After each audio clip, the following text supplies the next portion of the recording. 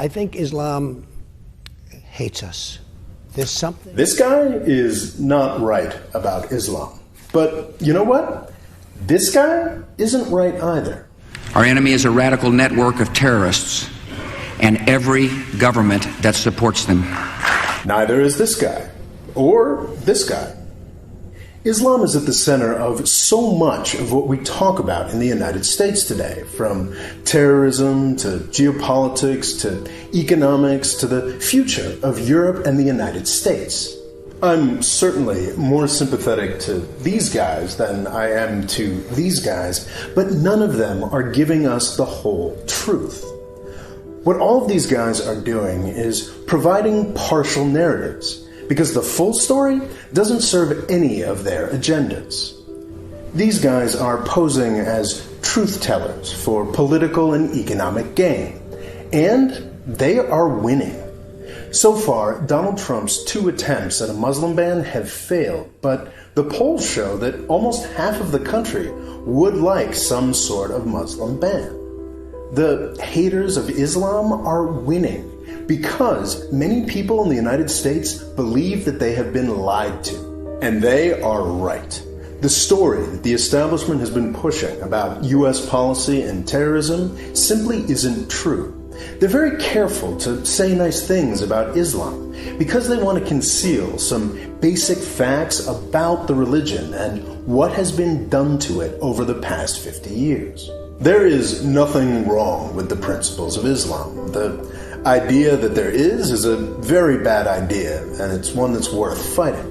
But in order to truly fight that idea, we have to look at the whole story, not just a part of it. We need to start talking about Saudi Arabia. We need to talk about that country's cancerous relationship with the United States, and we need to talk about what that relationship has done to Islam over the past half century. We need to talk about the true roots of terrorism. These roots can be found in Saudi Arabia, and they can be found in Washington, D.C. So with the additional steps I ordered last month, we're speeding up training of ISIL forces, including volunteers from Sunni tribes in Anbar province. Obama itu bukan salah ngomong atau keceplosan, nggak ada relat setelah itu. Kalau kita perhatikan gestur tubuh pengawalnya ketika Obama bilang percepat pelatihan tentara ISIS, nggak ada gestur penolakan, kaget, atau protes. Karena memang ucapan Obama itu benar. So with the additional steps I ordered last month, we're speeding up training of ISIL forces, including volunteers from Sunni tribes in Anbar province.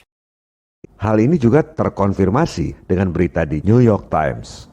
Dulu disebutnya perang rahasia CIA di Syria. Bahkan disebut anggarannya $1 miliar atau sekitar 14 triliun rupiah buat latih tentara ISIS, beli peralatan militer dan lain-lain dengan alasan untuk menggulingkan pemerintahan Presiden Assad di Syria. Waktu Obama pidato itu, ISIS belum dicap sebagai teroris global. Jadi dia nyantai aja nyebut percepat pelatihan tentara ISIL. The people we are fighting today, we funded. So with the additional steps I ordered last month, we're speeding up training of ISIL forces, including volunteers from Sunni tribes in Anbar province. They have a bunch of dishonest people. They've created ISIS. Hillary Clinton created ISIS with Obama. Yang paling clear adalah pernyataan Presiden Putin. Ia menjelaskan secara detail bagaimana modus CIA menciptakan teroris ISIS. Rekaman videonya ada. Putin bicara dalam bahasa Rusia, tapi ada terjemahan otomatis dalam bahasa Inggris. Silakan search sendiri video aslinya. Untuk mempersingkat pembahasan, saya sampaikan ikhtisarnya saja. CIA mempersenjatai ISIS untuk menjatuhkan pemerintahan Syria yang dipimpin oleh Presiden Assad. CIA merekrut tentara-tentara bayaran yang kemudian disuruh ngaku sebagai tentara ISIS. Yang namanya tentara bayaran itu ikut pihak mana saja yang bayar lebih besar. Putin bahkan tahu berapa anggaran buat tentara bayaran ISIS. Jadi modusnya CIA hire tentara bayaran, pasok senjata dan mobil-mobil Toyota buat ISIS. Modal senjata dan mobil-mobil itu digunakan untuk menjarah ladang-ladang minyak di Irak dan Syria, kemudian menjual minyak jarahan itu pada sekutu. Ini adalah modus pendanaan teroris gaya baru. Mendanai teroris, bukannya hilang duit, malah dapat untung dari penjualan minyak yang dijarah oleh teroris ISIS. Dan lucunya, nggak ada sanksi internasional buat negara-negara penada minyak jarahan ISIS itu. Ini adalah konspirasi tingkat dewa. CIA kemudian sengaja mengebom ladang-ladang minyak yang dijarah oleh ISIS sambil diam-diam salurkan dana tambahan buat rekrut tentara-tentara baru, sehingga makin banyak rakyat yang ikut bergabung dengan ISIS. أشد الناس عداوة, the ones who will have the greatest hatred, enmity, hostility would be the Jews, al-Yahud. And this happened in the lifetime of the Prophet, alayhi salatu wasalam. And it never happened again for more than 1,000 years. It never happened again. The Jews and the Muslims live side by side in peace, in harmony, until this age came. And the Zionist movement was created at the same time when the body of Fir'aun was discovered. And now, over the last 120 miserable years, you don't need a pair of spectacles to know who is waging war on Islam today. It's not Russia. No, it's not Russia. Russia is not waging war on Islam today. Who is waging war on Islam today? Who invaded Afghanistan? Who invaded Iraq? Who invaded Libya? Don't you have any sense in your head? Can't you recognize who it is? Modern Western civilization is being hijacked. The American people don't control their country. The British people don't control their country. No. You have a powerful clique within these countries who control power. Yes. And whenever they don't have a leader who is submissive to them, they kill him like they killed Kennedy. Ladies and gentlemen, Saudi Arabia is a United States colony. I know that may sound ridiculous on its face. Saudi Arabia doesn't look very American, and they certainly push a very anti-American ideology. But a U.S. colony is what Saudi Arabia is. And I'm not talking colony in a neo-colonial, post-colonial, they've got a lot of McDonald's franchises sense. I'm talking colony in a full-throttle 19th century imperialist sense. You've heard of the British Empire, right? That empire's most important component was British India, which included modern India, Pakistan, Bangladesh, and Burma. They managed to control all of this territory with a tiny amount of British soldiers. They used a lot of strategies to do this, but one of the most important was client kingdoms. All of this territory was controlled by Britain, but a ton of it was controlled in the form of client kingdoms, with their own courts and even their own armies. Everybody knew they weren't really independent, but the polite fiction was carefully preserved. This allowed the inhabitants of those kingdoms to preserve some self-respect, and it kept the territory out of the hands of more powerful enemies of Great Britain. That is exactly the role that Saudi Arabia plays today.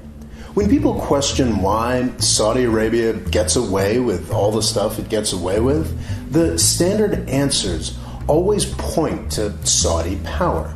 We're told that it's the oil or all the money that the country piles back into the U.S. economy. But it's really Saudi weakness that makes them useful, not power. The country's silly ideology and infinitely corruptible ruling family makes it the perfect client kingdom. Its dozens of universities teach religion rather than nationalism or useful skills. The Saudi military barely knows how to use all the weapons it buys. Saudi Arabia has been a client kingdom for its entire modern existence. It was born because the British preferred them to the more powerful Ottomans and Persians. It has survived because the U.S. preferred it to Arab nationalists and the communists. It's a lot easier to keep a king and his family happy than it is to keep a real country happy. Saudi Arabia survived 9/11 because it successfully convinced the US government that Iran presented a greater threat. That's true to a degree, but 15 years of following the Saudi path has made Iran much more powerful. It has also created ISIS and a range of other nasty organizations that carry out international terrorism in the name of Saudi ideology. Saudi Arabia is a client kingdom we no longer need. The negatives have outweighed the positives since the early 1990s. Communism hasn't been a real threat in almost 3 decades. Arab nationalism is essentially dead, and Iran would probably calm down if we just stopped invading them and their direct neighbors. CIA mempersenjatai teroris itu sudah berlangsung sejak tahun 80-an. Ketika itu, Iran sedang diembargo. CIA malah jual senjata ke Iran. Duitnya digunakan untuk mendanai teroris kontra di Nicaragua. Dapat duit kiri kanan. Jual senjata ke Iran yang sedang diembargo jelas melanggar hukum. Duitnya digunakan buat danai teroris kontra yang juga dilarang oleh Kongres. Jadi ada 2 pelanggaran hukum serius yang dilakukan oleh CIA. CIA ini memang kriminal, menghalalkan segala cara untuk mencapai tujuan politiknya. Tapi bukan untuk Amerika. Yang diuntungkan adalah para kontraktor besar senjata militer seperti Adnan Khashoggi dan lain-lain. Elit global. CIA danai teroris kontra alasannya untuk menggulingkan pemerintahan komunis di Nicaragua. Itu cuma kedok supaya CIA bisa dagang kokain dan senjata sambil membunuhi rakyat sipil di Nicaragua yang nggak tahu apa-apa soal politik. Itu sebabnya Kongres melarang CIA untuk bentuk kontra.